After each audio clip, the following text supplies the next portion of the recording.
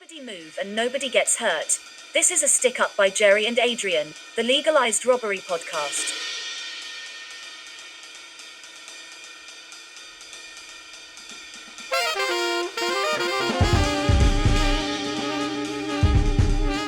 My name is Jerry, and I'm here with the incomparable Romanian stallion, Adi, and we are here again to talk about everything on how to maximize your returns in the stock market as well as the crypto market. But at this point, we agreed that this podcast is damn near a crypto podcast now. But yeah, how are you doing today, Adi? What's new? Good. Today was a good day. Today I Yeah? got a lot of shit done. Yeah, went to the gym, worked a bit, did some other stuff on the side, threw some money at the crypto market. Well, Did you that's do it not going. before or after the market tanked? I was doing it while it tanked, I guess. No, but As it seriously, tanked? yeah. As it was tanking, I was like, "This is the right moment." Yeah. So, Hmm. but yeah, other than that, it's pretty good. I'm not concerned. Like at this point, yeah, I'm not concerned. It's consolidating. So yeah, I mean, it's Yeah, either gonna go much lower or it's gonna go up. So yeah, yeah. I mean, like, come on. How many cycles have we been a part of now? Like, this is. I don't even get nervous anymore when I look at red. You know, it's just like, cool. You yeah. know, the only thing I think about is like, how do I raise more money? How do I get more money to just buy the dip? That's always the thought. It's not, you know. Liquidity providing with a stable coin is like an automatic DCA machine because this is not financial advice as As as always. volatile assets go down, people sell their assets to buy dollars. So you basically people move out of the volatile into the stable, you get more dollars, and once there's imbalance, when they start buying again, they Hmm. use your stable coin to buy it. So actually I was just looking at a bag I'm holding, and I think I have like 30% more of the volatile asset and Hmm. less in dollars as the price kind of went down. But first off, I'm in profit. And the question is, depending on how the acceleration curve will start when it does, I might Hmm. even end up with a lot more of the actual crypto I'm interested in. Or at least I will just be making some money. But yeah, So so what far about it's this? What about this study that like 50% of all liquidity pools lose money? Were they just looking at the wrong ones? I think Because what happens? Because obviously I'm not as exposed in terms of liquidity pairing as I've tried it a few times, but I still didn't get the mechanics around how does this look like when there's a mid to high sort of bear market mhm. going on. Like you don't accrue. Do you lose more money than if you were just holding the coin, or does it just it's does it's it just flat out? it depends. It depends on a million things, like even the type of pool it is, the type of pairings. So for example, if you pair one, let's say, volatile asset with another volatile asset, in the end you'll end up with more of the one that has the lower buying power, I think. So again, that's why it's hard to imagine That's what yeah. happens. But For when me, it's it's almost with a like it's stable almost coin, like it's unnecessarily complicating my sort of buy and hold, good projects yeah. strategy, so to say. Because I do think that a lot of people think the more complex thing makes them more money oftentimes, and oftentimes that's not the case, so to say. And I'm not trying to say that pooling is that kind of thing, but you see that very often. Even with people starting businesses, they think the more complex business makes the most money, but Ben and Jerry's is making millions, and so is, I don't know, your like software startups. You know what I mean? Yeah. So it No. depends. You like whatever you're interested in.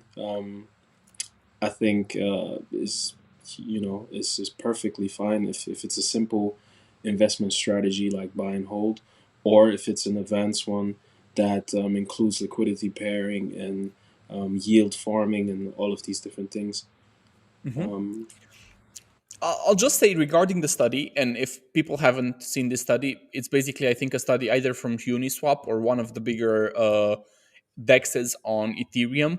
And yeah, they say like people lost 40% of what they could have earned just by hodling, by doing liquidity providing. And I've seen Hmm. the article. I don't exactly remember the specifics, but I'll just say it really matters what you measure and what you're looking at. I'm not sure which was the other topic we discussed. I think it was the one with the portfolios, with the dragon portfolios. And I was like, I was telling you, dude, like we don't know what they're measuring, you know? You can basically spin any research study depending on what you want to come out of it super easily to show that yeah, this is better or this is worse. But we didn't know what stocks they bought, what indices they bought, what commodities they bought, you know. So I'm just saying methodology matters, you know. And since I don't think we had that in the article, maybe yeah, maybe it's not. I don't know. At least for me, it's profitable from what I've seen so Yeah, far. So that's true. Um, that's true. Um, yeah, but before we get into the weeds of that discussion, I think we should probably get onto our main topics, and then yeah, of we'll course. maybe come around to this one. Yeah, sure. Um, but in terms of how I am, actually, thanks for asking. I'm pretty good. Sorry, You know, dude. Sorry, I'm dude. I got it. enjoying working out, staying healthy, drinking my shakes, taking my vitamins, Nice. um, using my Peloton. No plug here at all. Um, and yeah, all in all, I'm good. Thanks for asking, Addy. Appreciate it. Dude, come on! You put me in this I'm DeFi just degen fucking. rabbit hole. What did you think? I won't bite? Of course I'll bite. Anytime, anytime. Yeah. Um, Okay. yeah, anytime. Yeah, So, our topics for today. Sorry, you were saying. I'm happy you're good, dude. I really am. Yeah. So our topics for today are our thoughts on inflation and growth stocks. Obviously, they're in or they've been in a slight. Can you say that slight correction phase? I'm flat for the And year. yeah, But and and inflation fears obviously have gone up, and I think growth stocks have been hit the hardest by those. And yep. pre-pandemic stocks, pandemic stocks, so to say. You know, companies like Zoom, companies like Peloton, they've been hit hard by that. Um, so we'll touch on that, and then we'll talk a little bit about Terra and its current events. Then we will talk about productive assets in crypto, a sort of expanded version of that. And I'll touch on the BAT token and the render protocol. And in closing, we'll speak a little bit about the Senate hearing that was recently had on crypto and sort of miscellaneous things at the end, anything that sort of comes up, like a Yep. like a freestyle or something. So, Hmm? shall we start? Inflation now, I think in the U.S. at least, is at 6.8%. It was in line with consensus, so it didn't actually draw the market down like in any particular way. The Nasdaq still and many indices are still hitting all-time highs and seem unaffected by it, which was weird because Biden was making like posts and I think Twitter posts and also making statements to sort of alert investors that they shouldn't be startled by any sort of new inflation numbers, but they weren't startled anyway because it was high, but it was sort of expected. So now we're asking ourselves: is inflation transitory or is it here to stay? And Mm-hmm. me personally, I think it's here to stay. And for a few reasons. Obviously, if it's not just the money printing, it's just general feeling that the U.S. is not going to be the primary economy in the future. That China will take that place, and you have supply chain issues. You have pandemic issues or reoccurring issues. Some might say that this will be solved very soon.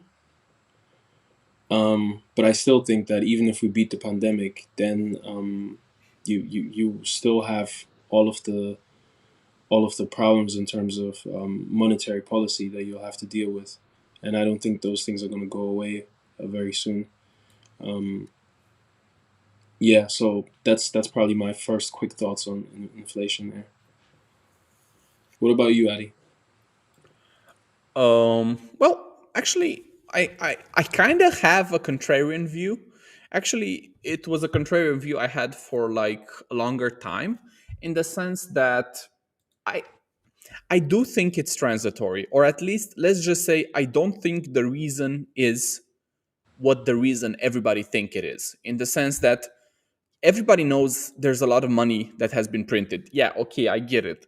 My personal let's say feel and thoughts about that are not a lot of that actually ends up in the, let's say, consumer market.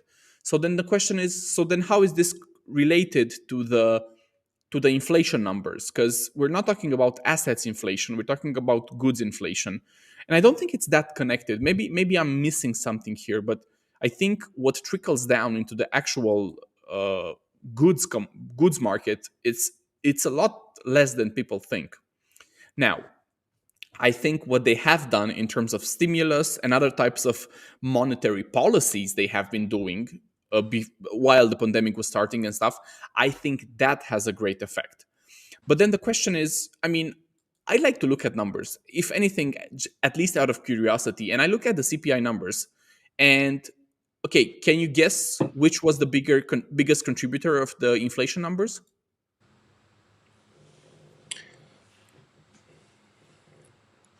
Guess which was you mean guess in terms of what specifically? Yeah, what actually pulled the numbers up the most? Probably energy. Yeah, it was energy. And it's Yeah. like stupid numbers in energy. We're talking 30% raise in energy prices. And that means, and then the second biggest was food. And you think, well, there's a lot of energy, a lot of fuel being used in food. So then the question becomes, okay, so what's happening in energy? Because it's, first off, it's pulling up everything, and basically you use energy in basically everything you're producing. So I think one of the main culprits of inflation is energy. So the question is, what is happening in energy? And I think the answer is quite simple: is that OPEC is basically a monopoly. What is OPEC? The Organization of Petrol Producing Countries, or whatever that acronym stands Okay, for. just making sure for Yeah, for listeners that don't yeah. understand So like jargon. yeah. So basically, they're the countries that can produce petrol, oil, whatever you want to call it. Let's say just fuel, right? They have this organization in which they meet, and they decide, okay, how much petrol we want to produce, what's the price, and stuff like that. And basically, like, the prices compared to last year, they went up like 60% Hmm. year to year on these fuels. And then the question is, yeah, of course prices are going up. But is this because of the money printer go brrr, or is this because of relief bills? Okay, or is it just the cost of fuel? And I think fuel has a lot to do with it. Like, if somebody doesn't know how to look up the CPI numbers, of course we're talking about the US, because the US is like the biggest market. They have a lot of data and stuff. But I'm sure this can be seen all over the world. But, and I think it's a good blueprint for the world. So we have these numbers, and I'm telling you, dude, like, all I'm seeing here is fuel and energy, and then food. These are the top three categories that have gone up.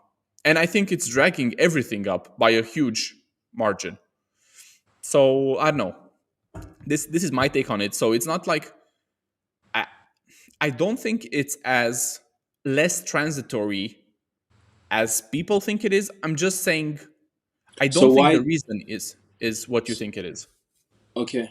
So why do so you think it's simply energy going up due to sort of mismanagement of I don't know resources in terms of energy, I guess, and It's not mismanagement. It's on purpose. Like they okay, on know. purpose. Yeah, yeah, dude, we're gonna have renewable energy. Like we've seen studies from the beginning of I think last year in which solar panels were having bigger and better efficiency than petrol. So then I think they know renewables are coming, and I think solar panels are coming for them. I think there's like nuclear coming from them for them, and they're just trying to squeeze the last of what they can from what the resources they possess. So why not do price gouging? What's everybody gonna do? Buy fuel from someplace else? Yeah, we can't. So it's a monopoly, dude. It's a monopoly. There's no two ways around it. Yeah, I mean, for me, I think it's definitely there. So I don't share that opinion. I think you can see that in a lowered productivity. You see that in places where you would expect uptake, like labor. So there's job record openings. These are not being filled. You have actual worker productivity decreasing. You have supply chain issues, and all kinds of things coming together.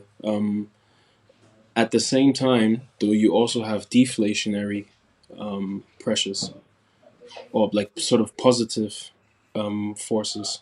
And I think that's the only thing that is pushing back against general inflation. Does that make sense? No, no, yeah, no, no. Of course it does. Yeah, I agree. Yeah. So when you put those two things together, it really seems to me like it's just going to be a bunch of. I think, who did I listen to say that? Was it Kathy or something? But she Yeah, said Kathy. something This is along the this is lines. yeah. Yeah, This she is said something Kathy's along point. the lines of there being like S curves in a graph, and they're all feeding into each other.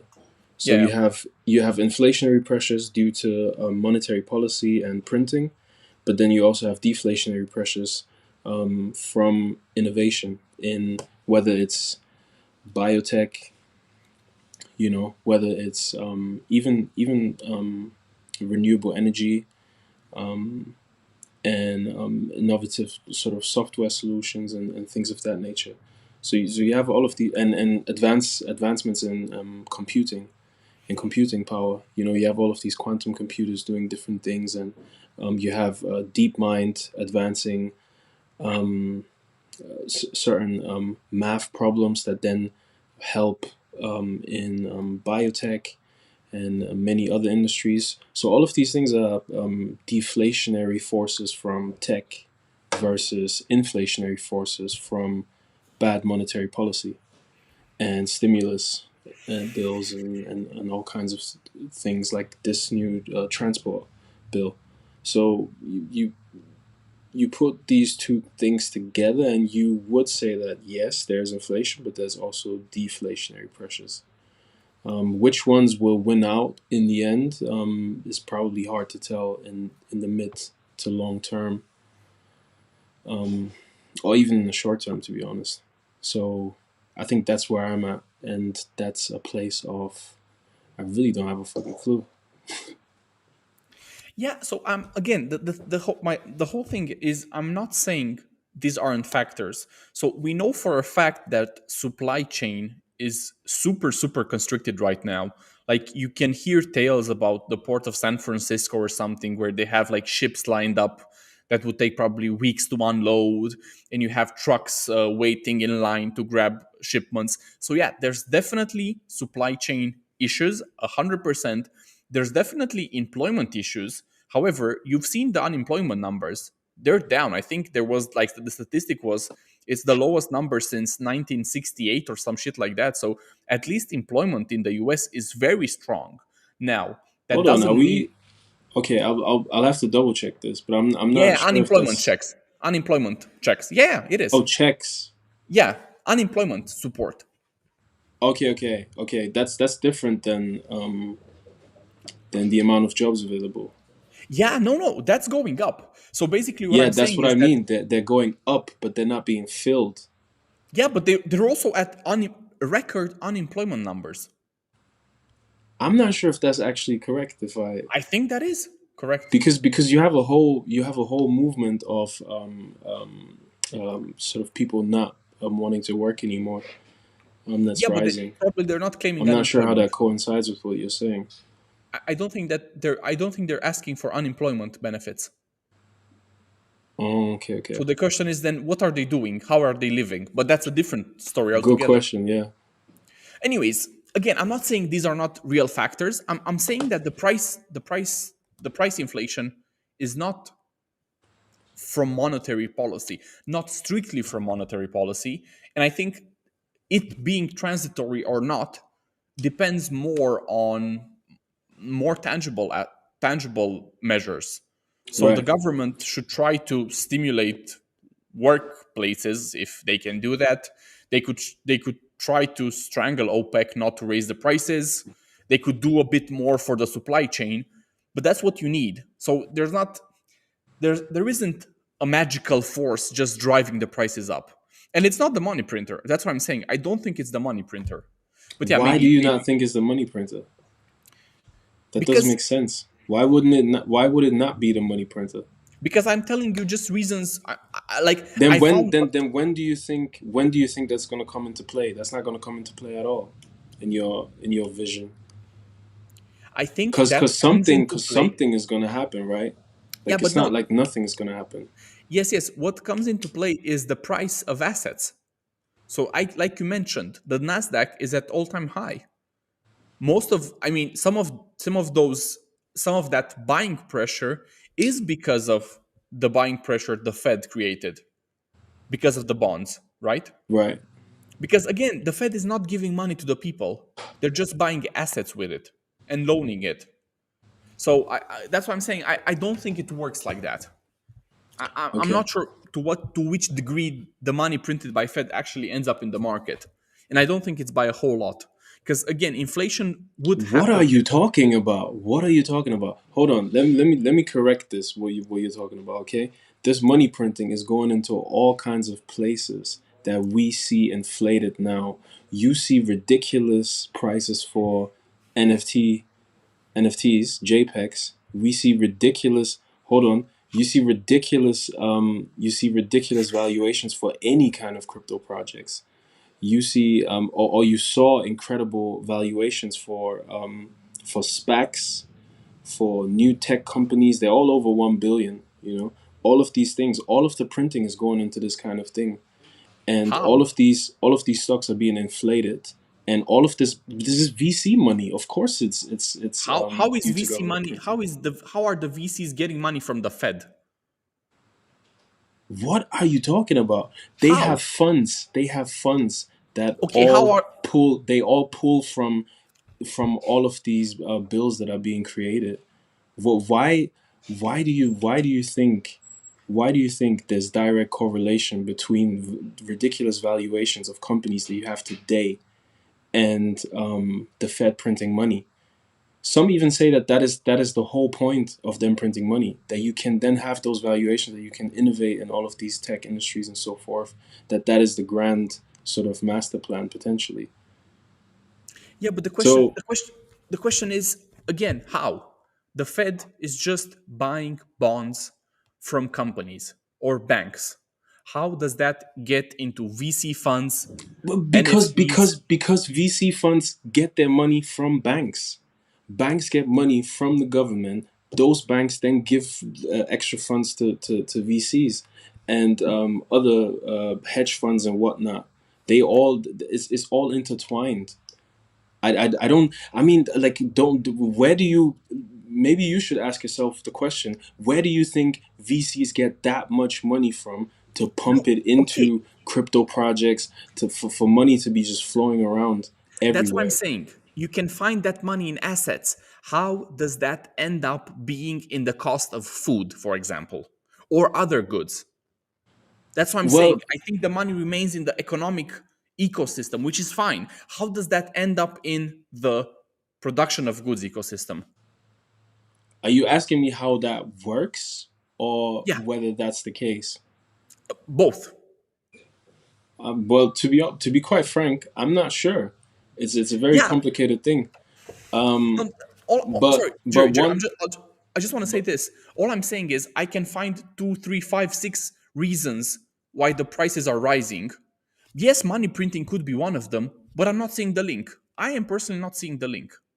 yeah, I'm but just seeing because you five don't other see the links link, easily. just yeah, but just because you don't see the link doesn't mean that those two aren't connected.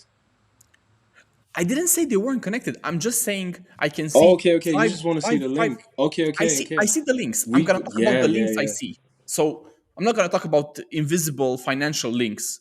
Once I see them, okay, if I see banks, oh, for example, banks, maybe banks are buying fucking commodities, and then yes, people when they buy wheat, okay, they buy wheat, they produce food, wheat prices are pumped up by the banks, ergo food is more expensive. Okay, I can understand this. yeah. But I don't think banks are buying a lot of wheat, or metals. I Yeah, think there's but you were asking how does the Fed printing money end up with VCs, and I did actually give you the answer for that. And no, no, no, no. Okay, that's in fine. terms That's of fine. when it comes to commodities and when it comes to food and stuff like that, I think it's a bit more complex to track the link between that. But if we're talking VCs, it's actually very No, no. simple. Okay, yeah, yeah, yeah, They no, do work with banks, they do of take course. loans, No, I agree with and they this. do leverage their money to then put into tech or growth stocks, Exactly. No, and all with this sorts. I agree. With this I agree. I was just saying when you started talking about NFTs, the whole thing with NFTs, I don't even know if there's VC funds buying NFTs. That would be super stupid. But yes. No, no, no. Like, think about it this way, okay? Every bubble, right, had its mania, right? And Mhm, every bubble that, or most bubbles that are associated with money printing in many shapes and forms, they have like weird ways where where money sort of flows into things that might not make that much sense. Back then, you had tulip mania. Do you remember that? mhm, They wrote loads of articles about that. You mhm, can ask the same question. Oh, what does tulip mania and people buying tulips and stuff like that have to do with um, a government back in the day printing money? Well, I don't know the actual link between those two things, but it definitely is a cause of excess money in the system, and mhm, it somehow got there, and then people were having tulip mania. mhm. Okay. Doesn't mean that because I don't know how to explain the how that got there, it's not because of that. Does that make No, but sense? yeah, but you know Occam's razor, right? Yeah, I heard of him. It's the concept that probably the best explanation for something is the simplest explanation. So Probably, I'm yeah. using this the same kind of mindset for this inflation. Like again, if Yeah. I can tell you workforce shortages, supply chain issues, oil prices, and give you a couple of other reasons, like this is much easier to explain than just the Fed doing some financial thingy. Because again, what they actually do with the repo program and everything, okay, it's complicated what's going on there. I researched it a couple of times. I try understanding it. It's complicated. It's mostly interbank systems and the Fed, and they're buying some bonds from them and then giving them money back, and it's complicated. But Hmm. again, even trying to deep dive into it, I wasn't seeing the actual links to the economy. But the aspects I mentioned, and the ones you mentioned as well, with the supply chain and the shortage and everything else, I can see those links. It's easier for me to understand why prices are rising using just those links, right? maybe there are other issues I'm not aware of. Maybe even the money printing. Maybe it's an actual issue, but it's much harder to understand than the ones that you can understand. So yeah. Anyways, we can if you want to add anything, you can add. But I think we're good on this Yeah, argument. It's just my personal vibe. Maybe it's wrong. yeah, I think it's quite certainly wrong, but that's just me. Well, Yeah, um, but I'll say one thing that I found interesting though. So you have the supply chain issues, right? And what's interesting is one story that I read about Amazon and how they dealt with the supply chain issues. It turns out that they've years ago started investing in their own sort of supply chain, and they started building their own containers and ships, and are now able to still operate despite there being massive supply chain delays. And I just thought that was incredibly genius and like really strong foresight to be able to do that kind of thing. The only thing that the only thing that I know of that matches that is Tesla. Tesla sort of foresight on semiconductors and doing their sort of own in-house versions of them, and using machine learning and stuff like that to supplement and make their own bespoke chips and stuff like that. So I thought that was really cool. Yeah, dude, people love to hate on Amazon, but actually, Amazon, they were the prime vertical integrators. Of course, it was mostly software solutions, but they were the ones who thought of Prime, who thought of warehouses, who thought of payments. Like they're doing all of it in house. So in terms of vertical integration, yeah, they do it better. I'm not saying they're doing it better than Tesla, and yeah, they are doing it in just the software space, but they're very vertically integrated. So they have been definitely a leader in being vertically integrated, and yeah, that pays out. That pays out. Yeah, So yeah, yeah. and amidst all of this, I guess one thing that we can say, well, or maybe speak on, is inflation proof or inflation or deflationary forces, and how investing in them could be an edge and a hedge, edge and a hedge, E and H, in your investment strategy. So one thing that I read was that, and this goes back to the dragon portfolio thing, where some analysis was suggesting that the best portfolio construction would be one where you have commodities mixed in, and and then I read another thing that suggested that during stagflationary periods, which is periods of stagnation and inflation, the best performing assets are energy. And while obviously the current macro landscape is quite a bit different than the past, history does rhyme. It doesn't repeat, it does rhyme, as they say. And I think the same might be true now. And you do see a spike in energy right now. Natural gas is up, and particularly uranium. I mentioned before on the pod, and we did like a bull thesis on, is up. And I think they will continue to be up because it's the only sort of viable way to generate clean energy In mass. en masse. Yeah. And so that would be, one of my recommendations. Aside from that, you also have semiconductors, which I would say would be also deflationary and inflation proof. because regardless of an inflation or not, you will continue to need those, and the demand for those will go up.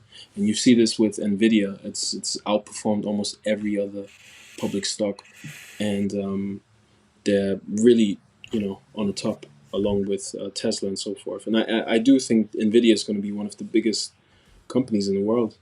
And one recent story was that Apple halted its iPhone production for the first time in a decade due to a semiconductor shortage. You have a bunch of auto manufacturers that are, I think BMW is making their cars without, either it's without a screen or without a radio, some crazy shit like that. So Yeah. it really like bizarre. And yeah, so all this goes to say that semiconductors will remain very important whether inflation comes or not. So I'll remain bullish on them. What do you think? No, I obviously agree with this. The only question is, like, for example, with Nvidia, the whole thing with the inflation, what game theory in investing tells us is that you should go for value stocks, because growth stocks will get their perspectives cut, because if you have inflation, that means money is worth less. So since you're projecting with growth stocks the money they generate in the future, you have to discount that, right? Because it's losing value as the years go by. So, for example, a 6% inflation rate, you can basically say that you're expecting Nvidia to make 6% less money each year, right? Because basically it's worth less. So then it's heavily discounted. Whereas with value stocks, at least that's constant. And yeah, depending But on how do what you they're actually. know? Because those definitions change depending on the No, I situation, right? agree. I'm Because just saying what the theory is.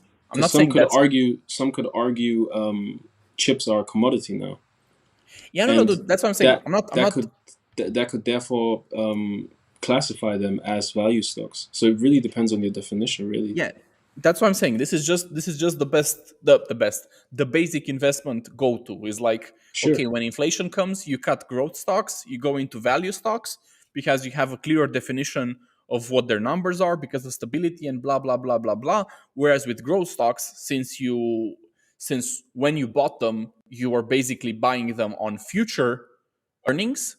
Those earnings are getting cut down, ergo you have to pay less for them.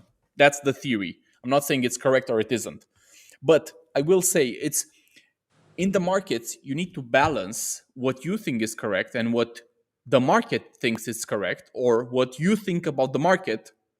No, what you think about what the market thinks is correct. So it's like 3D chess. It's like, Oh I know yeah. what I want to do. So in this, I haven't sold anything. I'm basically flat for this year, at least in stocks, because I haven't sold almost anything, dude. Like, I have my bets, they're set. I think I know what the companies that will perform in the next 5 years are. I'm staying in them. Like, I'm not gonna shuffle money around here and there and pay the brokers extra fees. No, I got my stocks. I'm good. Yeah. But Hodling. it does hurt. Is that it does hurt because I was up like 25% this year, right? So, but I'm just waiting. I'm just waiting. I have trust in these companies, and like you said, I think these companies, at least most of the companies I'm buying, I think they're gonna build the future. So then why not invest in them?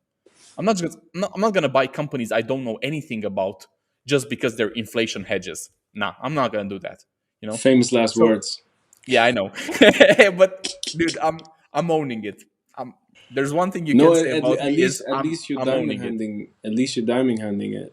I certainly took profit, and I'm sort of sticking to my theory that on a long enough time scale, and when really looking into sort of definitions, semiconductor companies will align perfectly with value stock investment, and they're quite a lot different. I mean, they are so important that they're becoming of political interest, and you see that with the UK halting Nvidia's purchase Arm. of ARM and stuff like that. I mean, I don't have to get into the details to prove that this is very important. And but for the most part, I agree in terms of growth stocks. Other growth stocks, I think semiconductor stocks are like an exception to that rule. But for the most part, you are right that value stocks tend to perform better during inflationary times. And if you have a good portfolio mix of those in there, then you'll probably be okay. And just have to ride it out. Yeah. So next thing we wanted to talk about was Terra. So you had a few things that you wanted to touch on with Terra, I believe. Okay. There's like a number of things. Give us the most First off, exciting. I'll just. Do you want a headline? I can give you a headline.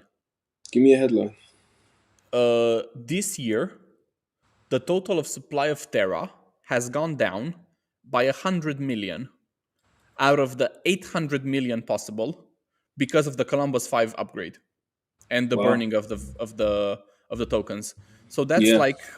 that's like a 13-14% I think decrease in total supply just by them burning Luna.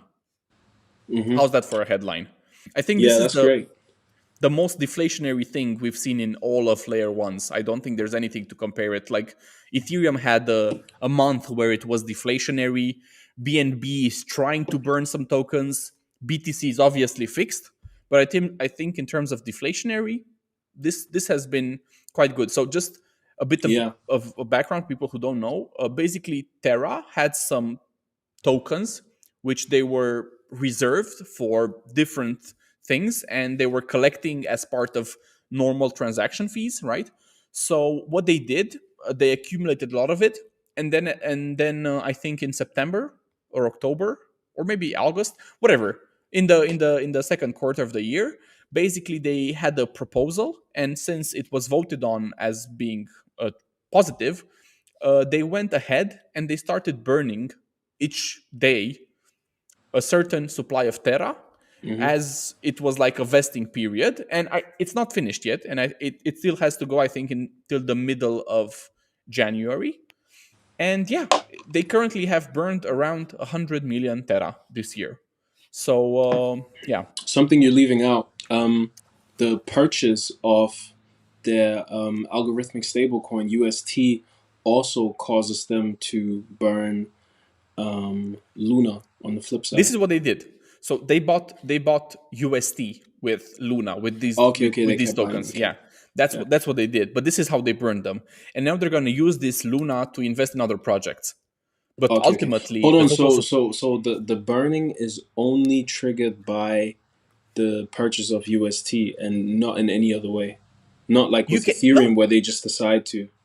you can do whatever you want, dude. It's Okay, from this okay. perspective, it's like a DAO. It's like it is a proof of stake So it consensus is. mechanism. You So you you can could burn vote. it in more ways than one. Then. Obviously, yeah, yeah. But Okay. almost Yeah. all coins have this That's capability at this that's point. that's not centralized at all, right? It's voted on by the network, dude. What do you mean centralized? I'm joking. No, I was I was taking a jab at the fact that you can change your monetary policy is already a sign of centralization. But You can do that in any coin, dude. What are you talking about? no, you cannot do that in Bitcoin. Of course you can. You No, you just need can't. you need a majority. Of course you can. No, you'd have to fork it to do that, and it hasn't been forked to do that. It hasn't changed its monetary policy. It has fixed monetary policy actually. But if you have majority consensus on it, you can do it. Yeah, but it hasn't been done before. Yeah, okay, because there hasn't been consensus majority. But then the question is, can you actually change anything at any point? Will you ever have majority for anything? And I think not having majority for I think you anything is can. as I think you can. Um, and because Bitcoin never really had these, it sort of say you compare it to the forks that Ethereum had, because Bitcoin never really had any major forks like that. hard forks. They Yeah, had soft hard forks forks. only. Yeah, they're all soft Okay. forks. Um, and it proves its fixed monetary policy in that sense. And there's only one aspect of that can change it. But yeah, it's not like in Terra or something like that. People cannot actually vote like they can in these with Bitcoin. I'm not sure where Of you course they read that. can. Of course No, they can. Yeah, yeah, no. they can. Can What do you they? mean no? Yes, of course. How? You vote on proposal just like you do with the mining nodes and the community. Oh, you're talking about mining nodes. Okay, okay, okay. Yeah. Yeah, I was a bit caught off guard there. But yeah, you'd have to show me if there was ever any case like that, because as far as I know, it has a fixed monetary policy, and there's no such thing as voting like you do in proof of stake. Of course there is, dude. How do you think they change anything? How do you think you add Lightning Network? No, Lightning Network is layer two. It's built on top of Bitcoin. The monetary policy is fixed. I actually think you got it wrong. You cannot change it. Lightning Network is built on top of Bitcoin. It doesn't change anything on the base layer. The Bitcoin forks are exactly this. Yeah, They were but that's the point. They are not hard forks they are like. hard forks, No, they're but not. yes, they are. They But they're are different projects. absolutely not. I promise you, they're not. Ethereum has hard forks, and they switch onto a completely different layer. Bitcoin hasn't had those. It's Okay. the same from the beginning. Anyways, But we can have that debate in another pod. yes. Yeah. Anyways, um, Yeah, you we were were talking saying about Terra. regarding yeah, the burning, whatever. I think it was just interesting that basically the team, they were hoarding or like having like a treasury, and they decided to liquidate it basically to burn Luna and create UST, in which after which they'll invest said UST. And basically they also removed some of the transaction costs because they eliminated um, this fee that was on top of transactions, right? So basically, the whole network became cheaper, faster, because they also did some other upgrades, and basically they liquidated some of their treasury to invest in other projects. But this is like they burned Luna to mint USD. Whatever. It's bullish again in the sense that basically the total supply of the coin has went down by I think it's like 13 or 14%, which I think is unprecedented. And in terms of purely of market economics, well, the price has gone up tremendously, anyways. But like, even if it hadn't, it would have been super bullish for the coin itself. So yeah, this has started happening in the past few months, and it's not done yet. But by the time it's gonna be done, uh, first off, UST will be the biggest algorithmic stablecoin. I think the only stablecoin ahead of it right now is DAI. With the only algorithmic stablecoin is DAI, and then I think you have USDC, USDT, and maybe also BUSD, but I'm not sure on that exactly. Whatever. The point is, USD has caught up a lot of ground with the other stablecoins by this move alone. But again, this is just macro Terra stuff. In more micro Terra stuff, dude, there's so many things happening in the Terra ecosystem. Like I think since the last time we've talked, I think I have been only doing research in Terra, dude. Like Terra is enough to basically soak up all my time in terms of research. There's like so many projects happening, dude. I think, did we mention Kujira here? I think we did, right?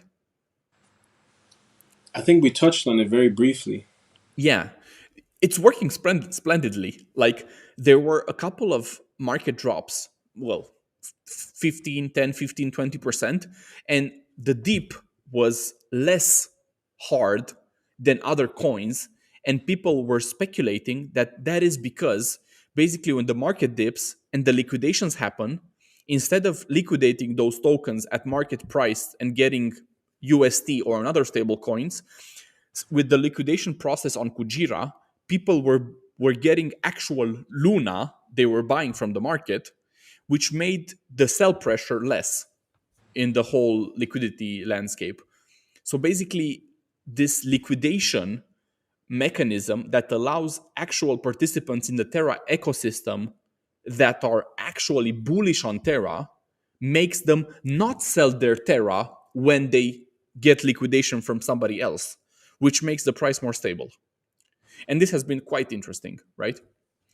So yeah, this is Kuji, and there's White Whale. I think we also mentioned White Whale. There's like Prism Protocol. There's Stader Labs. Dude, it's like there's a million things happening in Terra. Do you have anything on Stata Labs? Because I've read a Yes, few things about them. I thought that might be interesting yes. to So some listeners. Stader Labs, what they do, they actually have like, let's say, two kind of products. First off, they have um sorry, staking pools, in the sense that, okay, I want to stake one Luna, but I want to stake it in, well, you can spread your Luna into validators, but it's, I actually did it. I spread like 30 Luna in like 15 projects, but it was tedious. Basically, they offer a solution in which they create thematic staking pools in which you can add your Luna and they just spread it. For example, they have the top validators by uh, uptime. So the validators that have 99, I think, 0.85% uptime, you can invest, you can stake your Luna into them. They have another set of validators which are called airdrops. And those are projects who are known to have airdrops, for example, like Orion Money. So you can also put your Luna there. This is their first project. I think, first off, this is super interesting. They were actually fishing for staking pools ideas on Twitter. And one of the guys suggested that they should have like reliable project with a small staking power currently, so that they can boost it so that the network is more decentralized. And I was like, I even commented, dude, that's fucking awesome. Yeah, let's do that. Let's search validators with high uptime, a reliable team, and like small voting power, and just create a pool of them, and let's just push them up a bit more, because it would decentralize the whole network more. That's pretty cool, right? Mm-hmm. Okay, so besides that, the second project they're creating is called liquid staking. So basically, what's happening is you're staking your Luna, but instead of having your Luna uh, illiquid, because when you stake Luna, there is a 21 days unbonding period, Yes, which and means that, this is very troublesome for well, if you need liquidity it's very quickly. good for the network. Yes, It's it's very good for good the for the network. network. Absolutely. It sucks for the individual, good for the network. Yes. So what they do is they stake your Luna and they give you a smart contract item, a smart contract token in return, which is called Luna X or X Luna. And basically that has the portability of a normal Luna. So potentially I can go to Stader Labs. This is called liquid staking, by the ways. It's yeah. I can go to Luna. I can go to Stader Labs. I can stake my Luna. I'll get the rewards from the staking of Luna, while I have the X Luna token, which I can trade with. That's pretty cool. Yeah. So basically, they're bypassing the whole unbonding periods on the staking by creating a liquid token which you can trade. Obviously, you cannot unstake your Luna without that X Luna. So basically, if I get X Luna and I trade it away, I lost money. I need to buy it back in order to get back my Luna. So, for example, let's say Luna is $60. You put it in, you get X Luna, you sell the X Luna for $60. The next day, Luna goes to $100. You have to pay $100 to buy X Luna to get your Luna back. So it is liquidity. You still have the risk of selling it too early, but basically you're not missing out on most of the things happening with the token itself, which I think is pretty smart. Mm-hmm. Yeah. Absolutely. Yeah. Like that is a huge pain point for a lot of people that think that they don't have 21 days to wait to get their money out of something. Mm-hmm. Um, you know, Yep. it makes it less liquid. So, Yep. in that regard, um, I I I tend to be one of those people that you know, if I want my money out, I want it out now. You know, or Okay. Yep. in the minimum time as possible. Yep. But in terms of for the network, it makes it way less volatile. So people Yep. are not just taking money in and out. So it's like you said, like it's good for the network. Probably less preferred by the individual, but that's why this project, this liquid, what's it called? It's called liquid staking. Yeah. Liquid staking, is really cool. Yeah, it is. Um, And just again, dude, I think the most interesting part is you get the rewards for staking, which by the way, it's like 10% now in Luna because of the burning. Because there's less Luna, you get more allocation from the existing transactions. And since the total supply went down by 14%, you're basically getting more for staking Luna. So you are getting that value compounded into the token you're getting. So you're getting the staking rewards and the airdrops. This is like maybe this could be. I'm not sure if this is right now, but I think right now they're selling the airdrops to buy more Luna. But I think they were saying they're gonna do like a proposal on their DAO to either get all the airdrops separately. But that's not that's relevant anymore. The point is you're getting the staking rewards and your airdrops. I think that's super win-win, dude. Super win-win. Absolutely. Getting airdrops is always a good thing. I would presume.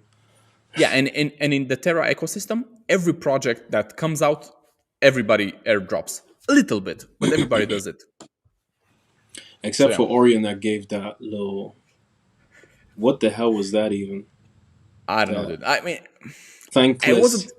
thankless job it was to stake to get like a few pennies worth of Orion. Yeah, I got like $2 worth of Orion. I If the know it's Orion not. team is reading this, man, Yeah, just I don't have any words actually. yeah. Anyway, is that everything on? There's one more piece of news. Let's say Yes, please. tomorrow they're gonna have the launch of Astroport, which Astroport is the first AMM DEX on Terra. Basically, Terra right now has Terra Swap, but Terra Swap is like a super simple, just liquidity providing platform. That's it. It doesn't have any special functionalities. You can just provide liquidity and swap between tokens. It's like super basic. It's like one of the most basic, let's say, important pieces in maybe all ecosystems. Like even AVAX has like two or three AAM dexes, and and Terra hasn't. So Astroport will be exactly that. It will have different liquidity providing mechanics. It will have Hmm. different types of pools, just like Curve Finance or Uniswap. It's going to have literally multiple types of liquidity providing pools, which is super interesting. They're going to have token drop events like mining events, farming events. They're super complicated, super interesting, and basically all the projects from the Terra ecosystem will move through Astroport, and it's launching tomorrow. Wow. So yeah, yeah. Okay, it's launching tomorrow, and it's got a designated coin. Yes, but I mean, if you, yeah, I'll just do a small intro because if people are interested, they could just go and research it themselves. Basically, what's gonna happen is for the first week, you will need to provide liquidity in some tokens, and then they're gonna give you Astroport tokens, so you can buy it tomorrow. You'll be able to buy it in a week and something days, And but you people who provide provide, liquidity for it. Are you planning to provide yes, liquidity of for it? course, yeah, like $2,000, $3,000 worth of liquidity, yeah. Fucking hell. Okay, let me know then. I'll get in as well. Yeah. So, I mean, anyways, now you've unstaked what you've had on the Terra mainnet. yes. Yeah. Okay. Well, actually, I still have like, I think half of them left. But Yeah, I'm waiting for I the kept a unstaking little bit in period. there on Orion, I think, but for the most part, I unstaked some. Yeah, So that'll be good to go for Astro Port. yeah, yeah, Cool, man. Yeah, I'm happy about that. I think whoever's interested in the Terra ecosystem will be able to yeah. benefit from that. Cool. So, on my side, something probably less cryptocurrency ish, because I think in the last podcast I mentioned how the majority of crypto is financial capital chasing other financial capital in crypto. Or sorry, financial capital chasing financial assets and products. So all kinds of products that are sort of generating yield, and that within crypto's maturity, or as crypto is maturing, that there will be more assets that are productive in crypto, and you have all kinds of DAOs. You have all kinds of like companies that are doing specific things that just decided to tokenize their company. So it's a form of almost like crowdfund for the company, so to say, to issue a token. Be right back. Just go on. Yeah, put me on single screen. Cool. And yes, and what's interesting are those projects that are productive assets in crypto to me, because I think that's the next frontier in crypto. And one of them being the BAT token. And I spoke previously about the BAT token, but I focused more on very sort of surface level use cases for the Brave browser. I sort of explained who the founder was, what the purpose of the browser is, and how they're distributing or rewarding users for using the browser, and just having a just all around better software product than their competitors. Because in my opinion, they've outcompeted many of the big browsers, whether it's Chrome, Firefox, or any of these other little browsers, Opera, just on many different fronts, whether it's speed, whether it's privacy, or rewarding their users. But another aspect of the BAT token that I thought was interesting to zoom in on was what type of market share they're trying to take.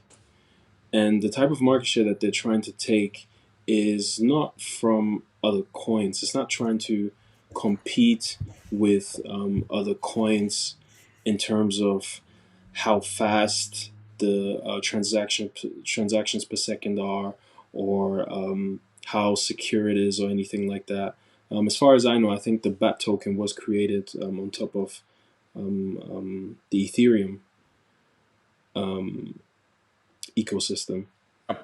It was. And yeah, and so it's not trying to compete in any way with like Ethereum or Bitcoin or anything like that. And this is partly the appeal to me, because those two things are very hard to compete with, and you would you need substantial sort of technical ability to compete with those. But what I found interesting was that they were just using the BAT token as a way to reward users for using the app, and also for advertisers to get paid, because on their platform they can then switch those BAT token to dollars really quickly. So it's just a way for you to get sort of crowdfunding, an alternative way to raise funds, and also a way to distribute funds to your audience, as well as the publishers and advertisers on the platform.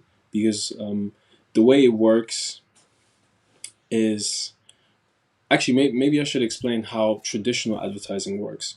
So first, so the way traditional advertising works is you have publishers in traditional media that use broadcasting to reach their customers.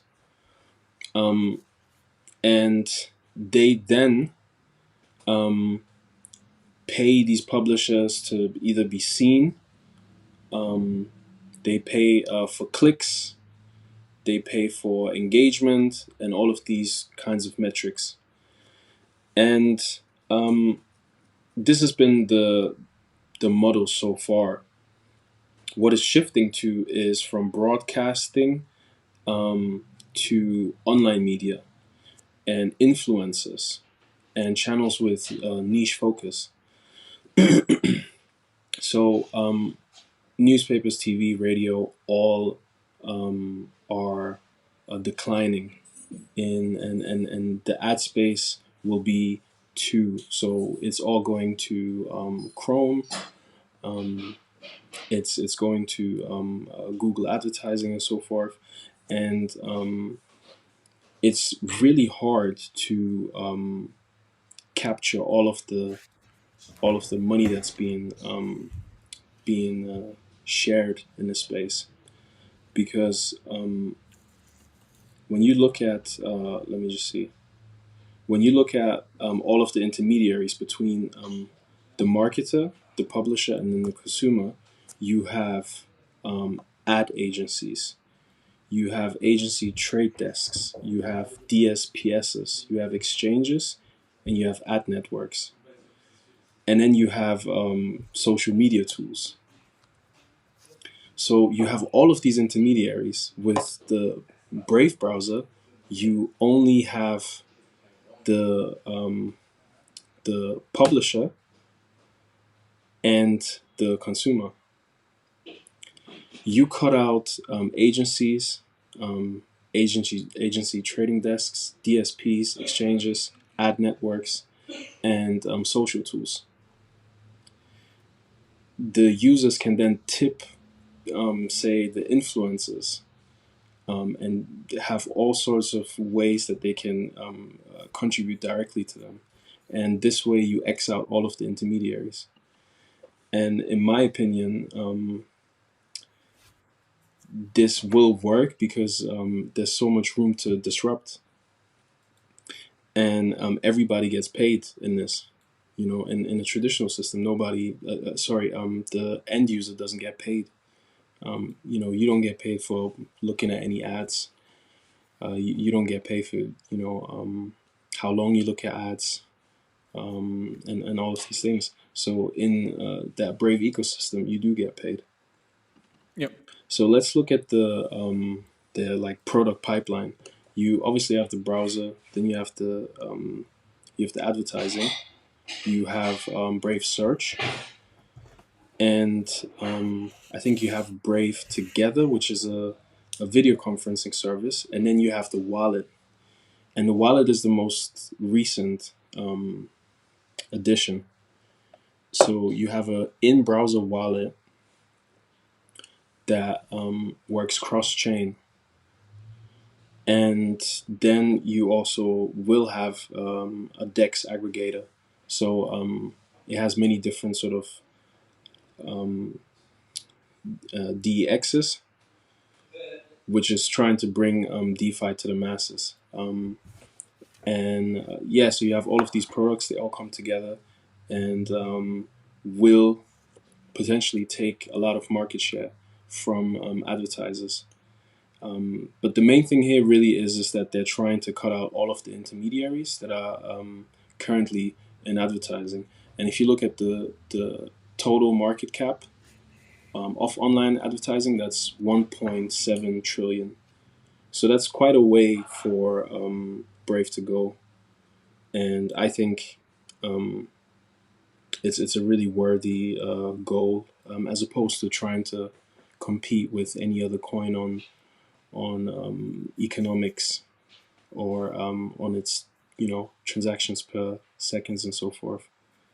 And if we say that the Brave browser, okay, target is the target that, say, Firefox user amount has, which is I think 200 million, and Brave browser being at around 42 million now, then you could say that the price might quadruple. So quadrupling that would be, maybe like the price would be 4 times the price that it is now. So it would be around like $5 or something like that. So and that's just for Firefox. I'm not sure what the total number is for Chrome, but yeah, that would be the next target after that. And that's that on Brave. What do you think? Any questions? No, I don't necessarily have questions because I have been on the Brave train since the beginning. I do have some bet just from what they gave me, and it's gone up in value, so I'm happy with that. I How haven't long? contributed, huh? How long have you had it? I think more than a year now. Okay, okay, Yeah, nice. I have like a few hundred of Brave tokens, so of bat tokens. So That's yeah, that's good. good. Yeah, Yeah, yeah, yeah. No, that's good. it has been good, but Man, you yeah, do a lot of searching, man. That's yeah, purely from yeah, yeah. using the browser. Nothing else. Yeah, yeah, Jesus Christ. yeah. Well, it's what I do, right?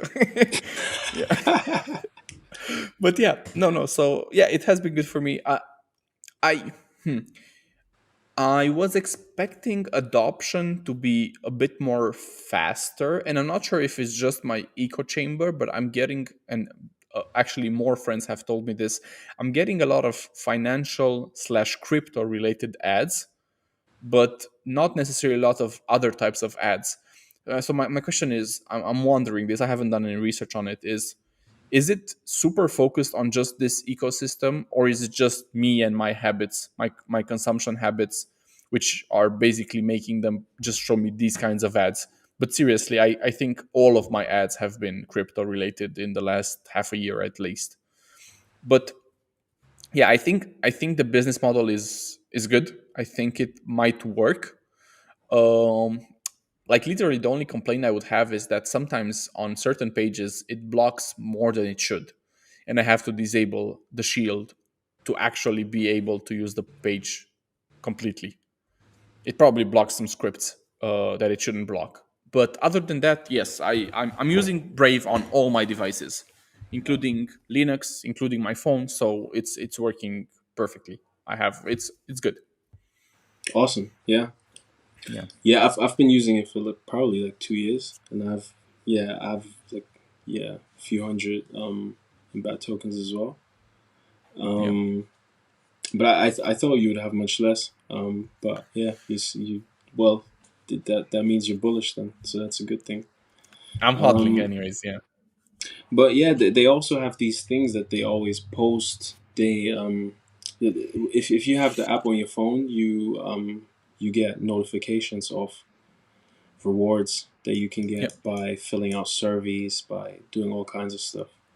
Yep. And yeah, doing one of those is like you do actually earn a little bit of money on the side. Like it can be a Sure. whole thing really if you do it the right way.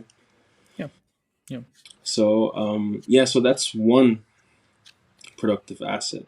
Now on to the other. The other is quite interesting. So there's a project called Render Protocol, right? Mm-hmm. Render Protocol was created by Jules Vernon, and this is a dude that has been in graphics rendering for a very long time. I think decades, and Mm-hmm. he already put in a patent to patent, I believe, rendering protocols that are tokenized. And this was a long time ago. I think like pretty much shortly after Bitcoin was released, if I'm not mistaken. And the Okay. idea behind it is that you outsource the rendering to other machines, because currently what they're doing is like you need huge machines to render like Disney movies and shit like that. And Of course. with the render protocol, you really just need a bunch of machines that it's outsourced to. And there's a software called Octane that allows you to do that. And the way it works currently without render, let me explain that. The way it works currently is that you need big computers, your own machine, or either has to run on the cloud. So you're using AWS, Azure, etc. And all of these things are very cost intensive. On render, you only have to pay a fraction of that to be able to render something. So what's also annoying about having to render it on your own machine is that it's incredibly slow. Like think weeks or months even, and you have to ask yourself the question what do you choose? Do you choose either cloud services or to render via the render network? And the render network is doing basically the same thing that AWS is doing without owning those computers. They're Yeah. outsourcing all of this rendering work to decentralized computers on their platform. And currently, they're already doing this for Disney, Apple, Nvidia, and loads of really big name companies. Like you can name them all. And the software that they're using is called Octane software. And actually, the opening sequence of Ant-Man and Wasp was entirely rendered on render network through the Octane Nice. software. So this is not like some pie in the sky, you know, invention or idea or something like that. This is actively being used in respectable industries, like by experts. And Jules Vernon, the founder of Render Network, actually was in the Apple keynote as well. So the software is being used in Apple as well. So they're basically, and those companies are basically using, a mix of Render Network for some, and then AWS for other stuff. So it's like they're using whatever is available and helps them. Sorry, And I have a question. sure. So basically, was this happening initially without the use of render token, and now basically they just plugged in the token, or how was That's a it good running? question. Because Actually, I don't know where they I would started assume including the token. I think that came at a later point, okay, and makes sense like that. Yeah. also it could be like a similar it could be a similar thing to BAT now relying on Solana, because what's happening is that BAT is Render is Render using Ethereum as well. Solana to issue or sort of deploy their tokens from. And the reason they're using Solana, and I know you're going to say that, No, but wait, dude, render is on Ethereum, or at least that's what. yeah, but they're planning to go on to Solana. Okay, Yeah. cool. So what? And basically, they went from Ethereum layer one to Matic to Yeah. then and now progressing to Solana. And basically, what they're saying, and this is very interesting, and this is back to the debate of you know, layer ones like Solana that have maxed out their speed, and whether or not they've sacrificed too much security, right? Because of the recent fuck up, and Let me just do one joke. I think there's like these memes, not only on Twitter but in general on the internet. When you max out a character's characteristic, let's say strength or health, and no intellect or some shit like that. Solana basically did that with TPS. They maxed out TPS, nothing else. No stats in anything else. exactly. Yeah.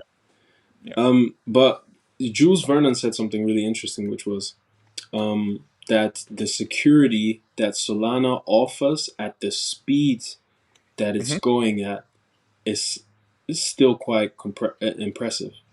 Yeah. So even and this was an interesting distinction to make because it's very nuanced. Because it's not saying, hey, this is centralized, this is decentralized, or whatever. This is saying the security at that level of speed that it's offering is still impressive. No, no, I get it. I get it. And if you say that, that's quite reasonable because the goal of render is not decentralized currency, blah blah blah, this that and the third. Sure. The I goal of understand that. render is to render something with high performance code and be able to use high performance code. And Solana is based on Rust, which is voted the best programming languages on Stack Overflow and GitHub and whatnot. And I think starting salaries for Rust are like five, 6 figures. Sorry, 6 figures. So the point being that for the work that they want to do, this is perfect. Okay.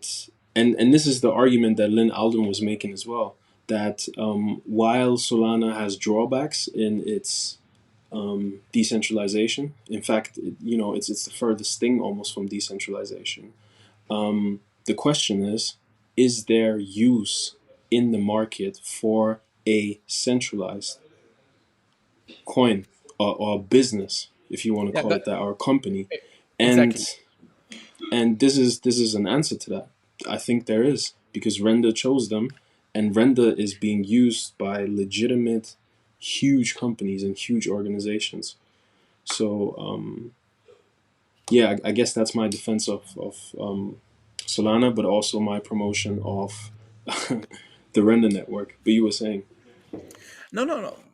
That sounds super interesting. And in terms of, like you said, it's connected to the whole productive assets in crypto. Yeah, this is basically, so if what you're telling is not true, I know it's true, I believe you, but in the sense that if it's factual, that first off they had the product and now they're just linking a token to it and everything and integrating that token inside the project, that sounds like a super super good idea in the sense that okay, you already have a proven business model, you're just attaching to a token to it, and yeah, and if you're like forcing everybody, for example, to pay their services in said token, yeah, this can get really good really fast.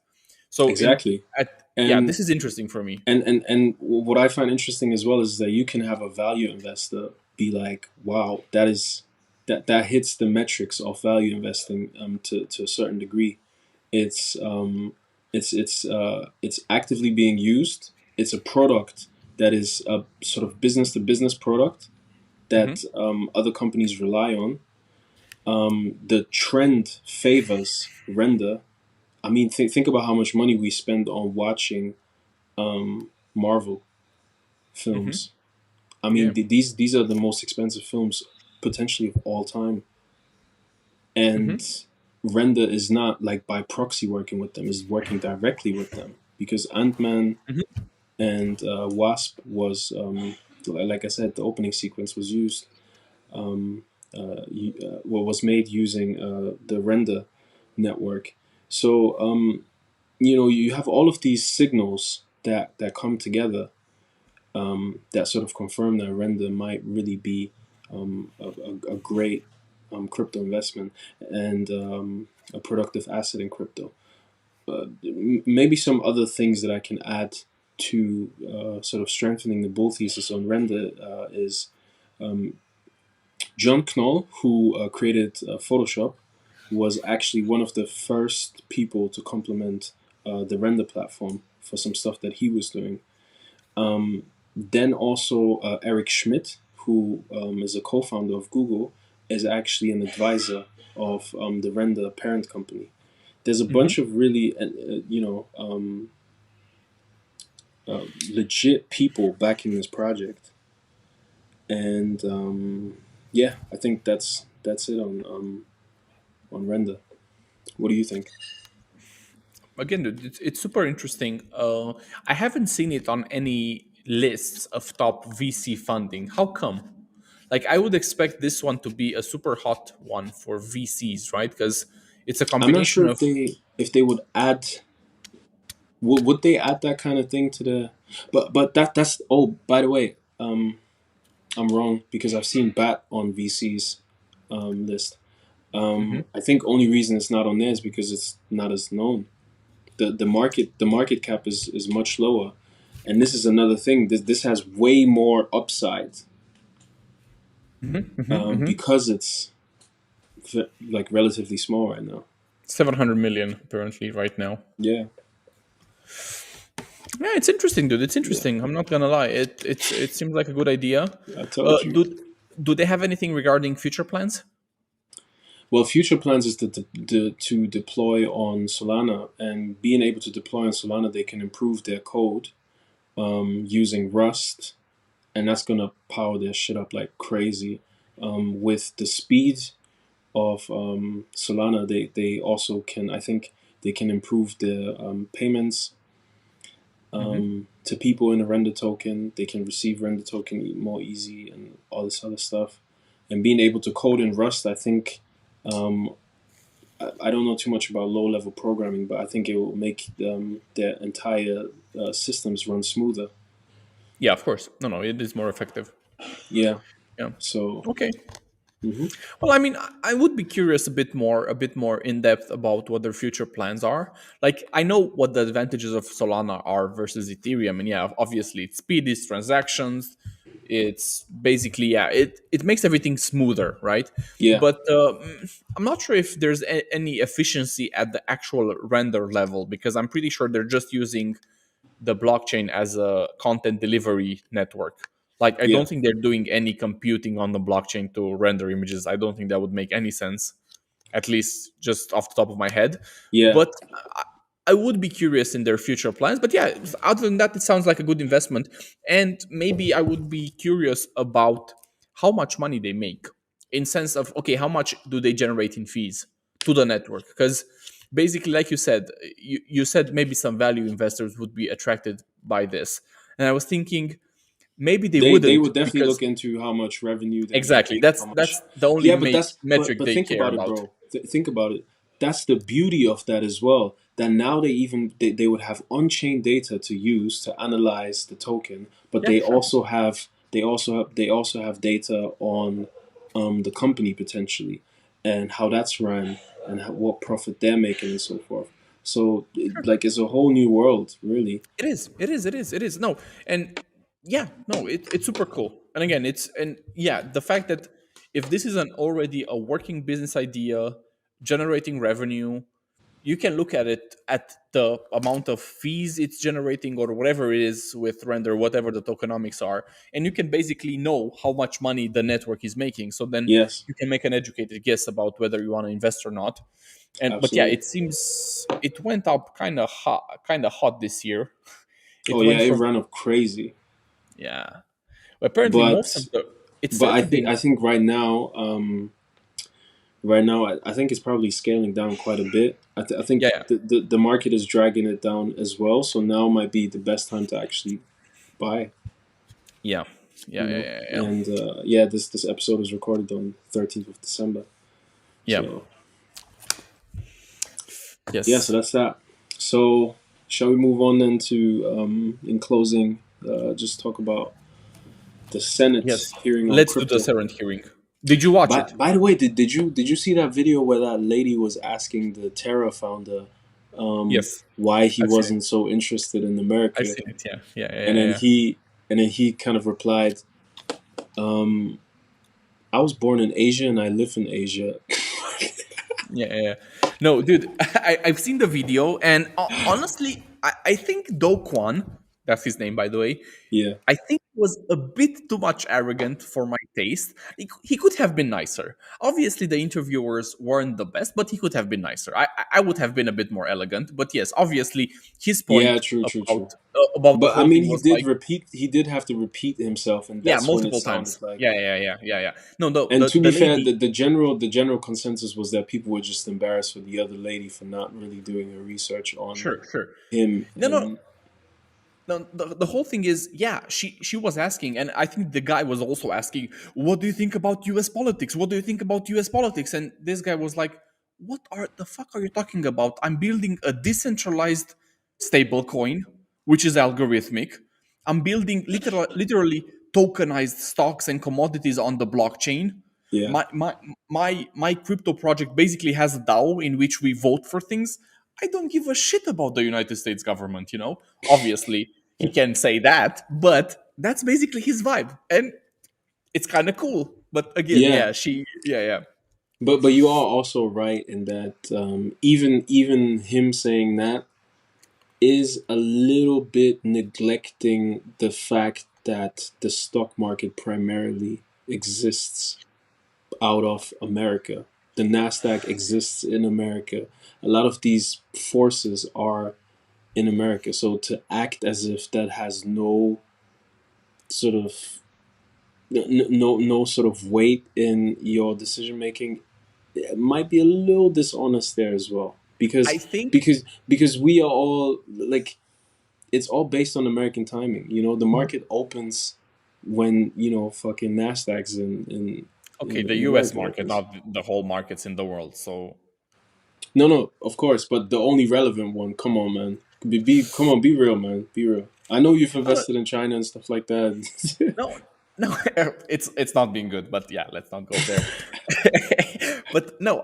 Obviously, what you're saying is right. Basically, America is like ruling the world, at least from a stock market and Yeah. innovation point of view. I'll agree to that. But I will say this: Do Kwon, again, arrogant or ignorant, whatever you want to call his No, no, no, stance, no. I'm not might calling it seem. either. I'm calling I it a know. little ingenuine. Actually, that's what I'm saying. I think he's authentic. I think he genuinely doesn't give a shit. Now the question is, should he give a shit or he shouldn't? But I don't think he does. I think he pretty much doesn't give a shit. But yeah, that's No, no. just me I on the think he guy. gives a little bit of a shit. You know, I is don't know. one of those, like, after you're done taking a shit and then a little bit comes. He actually sued the FCC, right? Yeah, So from that perspective, he was like, yo, yeah. yo, I thought that was big balls player, you know, gangster move. To be honest. yeah. It was. Um. But yeah, let's talk about the hearing. Yeah. Did you So watch it? no, I only watch clips. So the U.S. Senate. I watched the whole thing. You watched the whole thing. Wow. Yeah, it Well, was interesting. I'll tell you what I found interesting about it. I found that one guy interesting that made a comment about um no, well, first of all, actually, being an immigrant or being a son of an immigrant and knowing what it's like to work um in a country that is not your not where you were born in, and to Mhm. send money home to your family, and MoneyGram taking 20, 30, 40, 50% in some cases of your hard-earned money. And if you do this across like a long enough time scale, you can actually make the point that you, like, half of the time that you worked was for nothing, basically, like to pay Yep. remittances fees. Yep. And that's a crazy thing to think. And True. one of the guys was suggesting that that is one of the greatest things that crypto is doing. I'm not sure if if Sam Bankman, the CEO of FTX, said that, or some other guy, but he made that comment, and I thought that was really profound, and that was one of the things that that Jack guy that did the Bitcoin, that did that passionate Bitcoin speech um, about El I think it's the Salvador. the CEO from Strike, right? Yes, yeah. He made a similar point, and I think Malice. that's a very strong point to make, because, like, for somebody to take like 50% and more out of money just to send it to another place, I mean, that's just Hmm. extortionate, man, and really rude. Yeah. And for Bitcoin just to solve that, or any cryptocurrency or exchange or anything, just to solve that, is already like a major good being done in the world, and squeezing out all of these predatory businesses that were Hmm. making, you know, money off of people that had barely any money anyway, and were sending it to other poor people. Like, it's crazy. Yeah. No. True. So yeah, Definitely. hats off to whoever said that. I think it was Sam Bankman. Um, the person I was most um impressed by is the guy. His name is Brian Brooks. He works for Bitfury. I just literally just searched it up because I knew his last name. I wasn't sure what his first name is, and he's actually representing a company that mostly does crypto mining. But this Right. guy, I think he used it was one of the, well, all of them were white, right? So it was one of the white guys, but I think it was the guy. I think he was bald, but dude, he was super good in his definitions, and I think he has a background in either the FCC or the SEC, so in the SEC, because he was making super good traditional finance with crypto parallels. Like, he was talking like he knew both worlds amazingly well. I was So what was super his name impressed by again? him. Brian Brooks. Brian Brooks. Yeah, from Bitfury. Dude, that guy, I want that guy. Seriously, like, if anybody asks You want who him, I yeah? want, yeah, who wants to represent crypto, it's that guy. Seriously, Oh, I he thought you was. want him romantically. No, I don't care. No. So so dude, he super clear, super knowledgeable, super nice, amazing. I was impressed. Seriously, I was listening it, and I was like, who is this guy? Like, his level of understanding. And you know how it is, you can only explain something well enough if you know it well enough. So I was Right. like, this guy understands shit at a super good level, both traditional finance and crypto finance. Was it the guy that was talking about how accredited investor laws? Yes, Uh, I think. yes, it Yeah, was him. Yeah, yeah, yeah. I think I saw yeah, like a clip of him talking about accredited. So basically, just for anybody listening, like accredited investor law is basically um, something you can get when you're like extremely rich. So basically, it basically blocks off people that have the knowledge to do the same thing with like less money. yep, And really, an accredited investor should be anybody that can prove that they have the information and the know-how to do something, as opposed to prove that they have a large enough amount of money to play.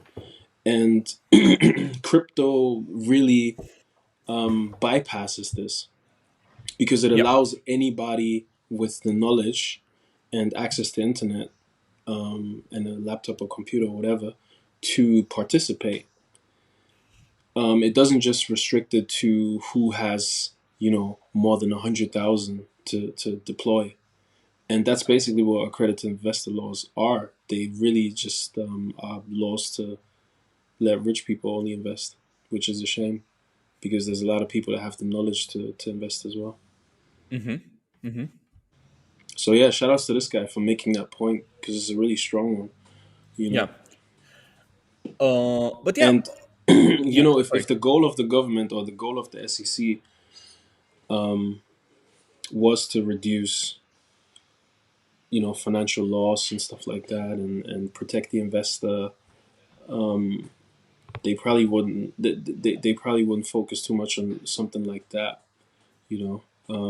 And if the goal of these other financial institutions was to spread the wealth, or give everybody a equal shot, then you wouldn't have an accredited investor law. You'd give everybody a shot. Yeah.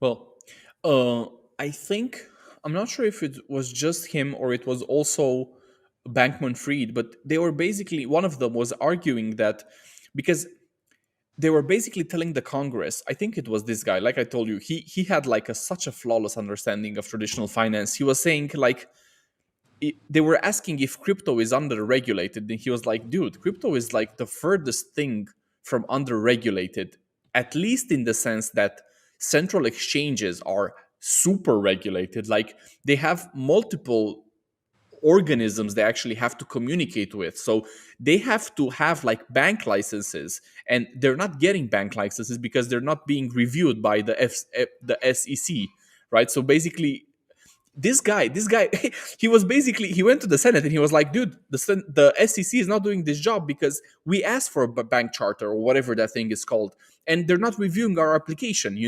So this guy was doing, but besides that, we're investigating by this public organism. And I was like, dude, that sounds like a lot. And I'm pretty sure he's correct. I'm pretty sure they are under a lot of scrutiny.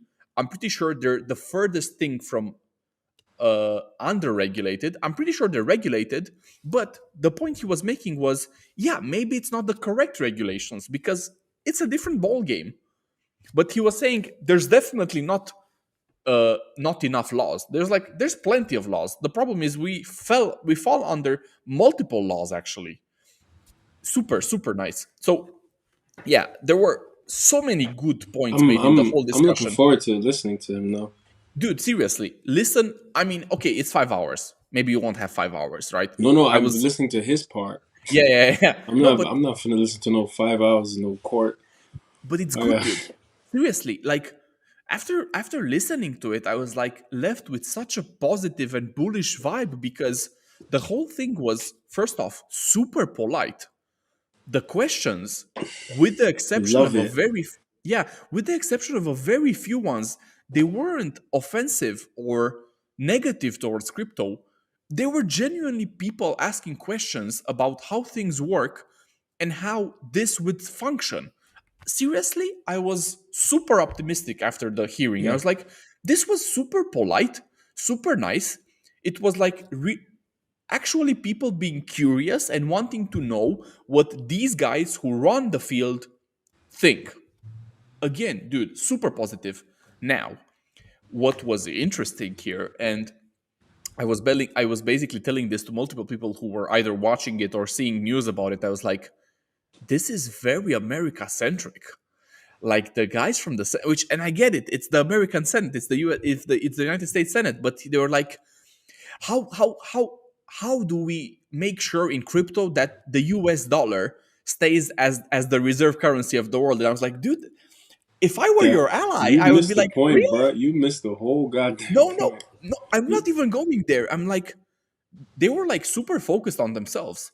So they were not about like decentralization and giving power to the people in every country in the world. No, they were like, how do we make sure How do America we stays first? yeah, And I was like, how do we maintain supremacy?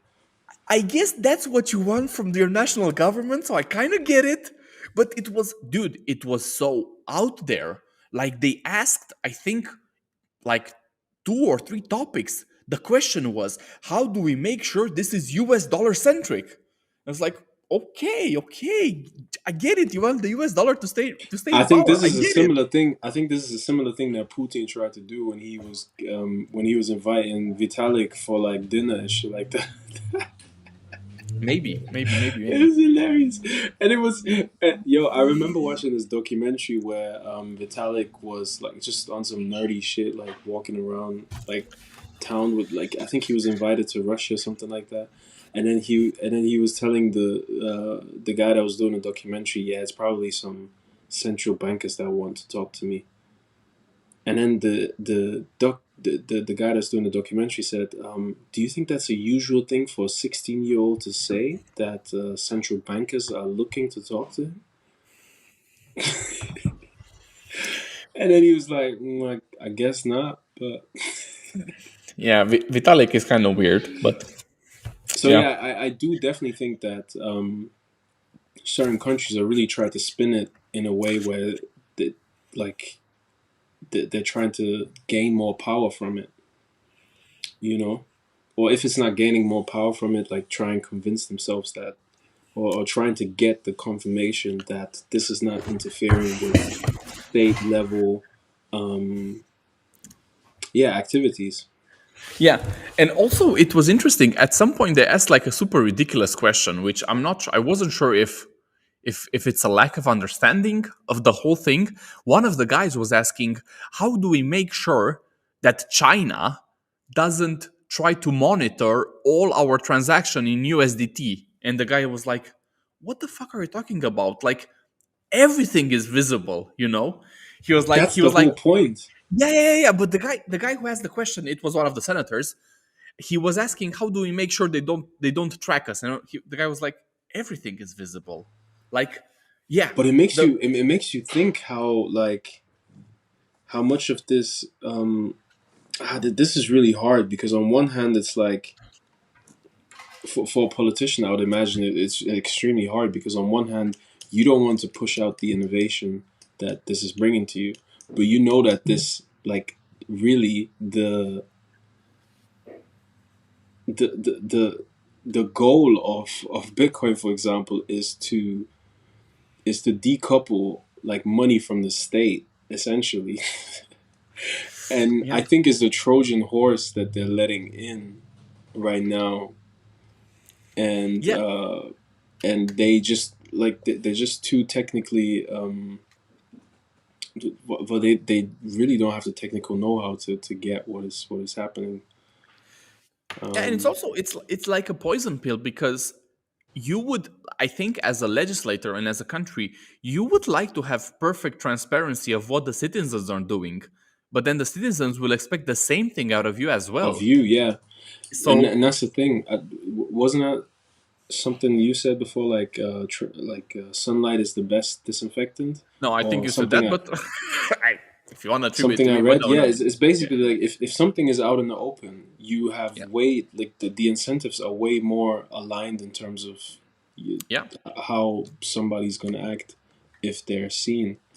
yeah, So if all of the payments are on the blockchain and visible to everybody to see, as a yeah, government, you'll probably do less fishy activities yep. because like it has to be crazy to think that we currently have governments that grow to such enormous size and they handle enormous amounts of wealth, and they make a mistake and then they say, oh, 5 billion was lost here, and they cannot tell you how that 5 billion was lost. Don't you think But that's for crazy? That is y- like, I mean, yeah, bro, people get murked for less. yeah, of course, of course, of course, You know but what I mean? it's So yeah, if somebody's like, yo, I spent 1 billion, and everybody's like, how did he spend it? yeah, That's crazy. it is well, yeah, That's a lot of money, man. yeah, And the other thing, this goes back to the conversation actually, without making this too long. This goes back to the conversation that I think Elon had at the Wall Street Journal, which was that he thinks it's weird that when it comes to capital allocation, they take capital from somebody that has proven yep, good capital allocation skills to somebody that has proven, weak capital allocation skills. And if you read The Sovereign Individual, right, which is this book uh, on which direction the world is heading, it sort of makes the claim that the the sign or the mark of corruption is when there is no transparency, of course, and also when politicians or politics becomes more entrepreneurial, meaning the politicians are fighting for capital the same way that entrepreneurs are fighting for capital. It's only that the politicians get it through laws and tax, and the entrepreneur gets it to or through products. Does that make sense? well, I mean, So are you saying both it's the same thing? so both are entrepreneurial, right? Yeah, In the sense that a politician can get access to money through laws, like okay, taxation, increasing okay, taxation, right? The okay, entrepreneur gets access to capital by building products and deploying them and building a business and so forth. okay. But they're both competing for capital now. They're Of course, of competitors. course, of course, of course. Yeah, They're in a way. competing, Yeah. and that's the problem. They're competing now and taking money from somebody like Elon, for example, that has shown good capital allocation skills, and taking that money and then giving it to themselves who have been really bad at capital allocation. Yeah. And I think that's really interesting that a politician is not like in a different field anymore than the entrepreneur, but that they are trying to be like entrepreneurs in extracting money and I so mean, forth. I don't think it's exactly apples to apples, because basically Elon is taking money from people who want to give it to him willingly, and politicians want to tax Elon or those people. So one of them is like elective, and the other one is forceful. So it's not quite the same thing, but obviously they all want money. But no, dude, yeah, like what you said, well, basically what Elon said, is it was super profound, dude. And unfortunately, I think it's a super political talking point, but I could not agree with him more, dude. Like, I, I don't know, man. Like, people, there's so much money being spent in the public sector, dude. Like, I wouldn't give them any extra cent if I could. I would give them as less as I can, because I don't know, dude. At least in Romania, and I assume this is the case for most countries, you're not getting your money's worth. And Man, the way since they fumbled, the way they're managing, think about how vaccine distribution is fumbled. How many millions of vaccines expire? yeah, Like who manages this? If yeah, you gave this to Amazon, do you think they're actually going to expire? The way these guys are like, no. the way these guys are sort of Plus, had foresight in regards to the supply chain issue, and then yeah. started building their own containers and ships and whatnot, and have all of these dashboards probably showing, global purchases and deliveries and returns and whatnot. Do you actually think these guys will fumble a program like that? Yet No. you have the government fumbling these kind of I, programs. It's I crazy. think Amazon might have been a better vaccine distributor than the US government in the Oh same yeah, time yeah. span. Oh yeah, for If they were sure. like, Amazon, take this, we'll pay you the distribution, just do it, Bezos would have been like, of course, right now. So no, but seriously, from this perspective, if you want to talk about capitalism being efficient, let's look at that, dude. Yeah. Actually, Amazon is making a pharmacy. I think you know about it, right? You heard Oh it yeah, yeah, started a yeah, couple of months yeah. ago. So I I'm pretty sure mean, they could have handled it. So the everything store, Amazon. yeah. Anyway, I think the podcast is. Yeah. I think we've went over our initial limit, But but we it haven't was talked in good. a long time, so it Yeah. was only fair. Yes. Certainly good discussion. Yeah. Thanks everybody for listening once again. We are the Legalized Robbery podcast. Hope you were able to take away some useful gems, and yeah, man, keep on rocking in a not so free world, or act like it is. Go Terra, Huddle Terra obviously. and Dude, long Huddle is built Bitcoin. in Huddle is built inside the coin itself, so it's kind of smart. Next level What? shit. You know, with the whole burning and the liquidity Oh, okay, going okay, down and okay, upwards. It's built okay. in there, dude. Whatever, whatever. All right. Yeah, You know, they say Terra is programmed money. Okay, but dude. so is it Ethereum. No, it's just Terra. Okay, well, yeah, we won't get into that anyway. Okay, We'll, dude. we'll get into that next time. But yeah, See you. thanks everybody for listening, and we are outie. Peace. Bye. Nobody move and nobody gets hurt. This is a stick up by Jerry and Adrian, the Legalized Robbery podcast.